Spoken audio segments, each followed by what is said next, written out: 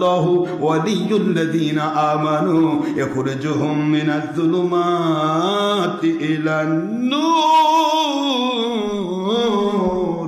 এই আয়াতের ভিত্তি হলো আমি যাদের ওলি হয়ে যায় আমি তাদের পক্ষ হয়ে কাজ করি। ওয়া কানা হাক্কান আলাইনা নাসরুল মুমিনিন, আমি আল্লাহর উপরে আমি আল্লাহর দায়িত্ব করে নেই ওই মুমিনে কামিল ওলিয়া উলিয়া যখন বিপদে পড়ে আমি তাদেরকে সাহায্য করা আমার দায়িত্ব হয়ে যায়। ওই বান্দাকে সাহায্য করার দায়িত্ব হয় এই ধরনের বান্দা যারা হয়ে যায়। ইন্নাল্লাযীনা আমানু ওয়া আমিলুস সালিহাতি কানাত লাহুম জান্নাতুল ফিরদাউসি নুজুলা।